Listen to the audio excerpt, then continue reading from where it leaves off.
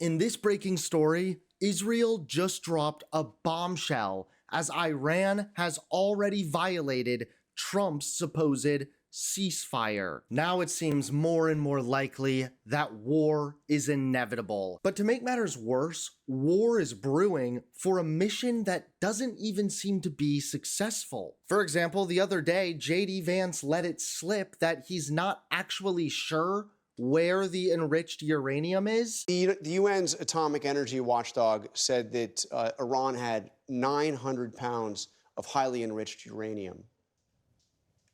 Do we know what has become of that? Was it destroyed in this attack? Do we know? That's a big stockpile. We're going to work in the coming weeks.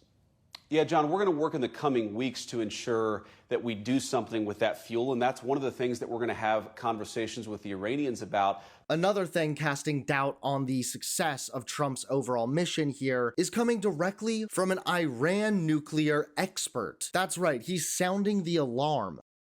Yeah, if Iran were to further enrich that material, which would not take very long, month or two or three, depending on how many centrifuges they have left available to them, that'd be enough for about 10 weapons. So, if everything goes badly, if Iran has retained as much capability as I worry they might, you could see Iran with an arsenal of something like 10 weapons inside a year.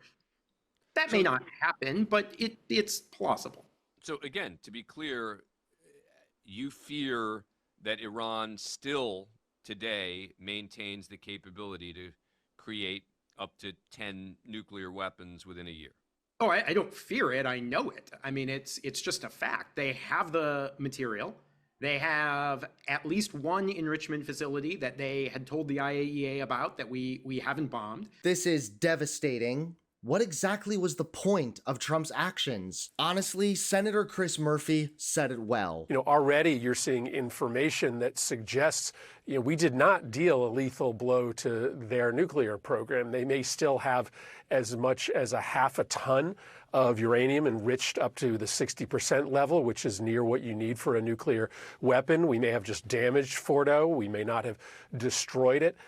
And so if that's the case, if their nuclear program is still basically intact, and now they know that, the only way the regime survives is by speeding towards that weapon, in the medium to long range, this might get worse for the United States, not better. So, we still don't even have all the facts to know how impactful this strike was, but it certainly is going to alter the calculus of the Iranian regime. But now in this breaking story, Iran has just rocked the globe with a brutal bombshell. Take a look. Tensions in the Middle East have officially gone from dangerous to deadly. Just hours after President Trump touted a so-called ceasefire deal, missiles from Iran began raining down on Israeli cities. According to the Israel Defense Forces, air raid sirens sounded across multiple regions after they identified missile launches coming directly from Iran. The military scrambled to intercept, but it wasn't enough. A residential building in the city of Beersheba took a direct hit. Israeli emergency services now confirm that 4 civilians are dead: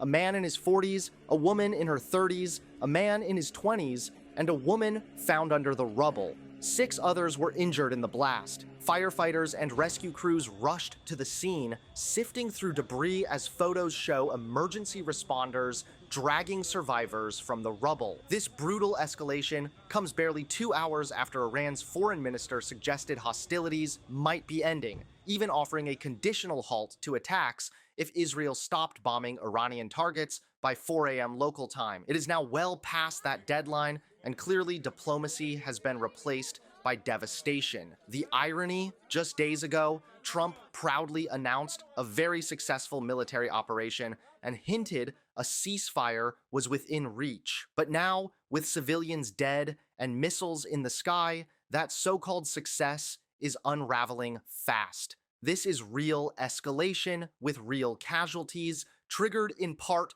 by Trump's decision to reignite a powder keg in the region. And as the conflict spirals, the world is watching, wondering how many more lives will be lost before someone finally pumps the brakes. Well, it seems as though Trump's ceasefire lasted about, 15 minutes? Not only is this embarrassing for Trump, this is devastating for the world.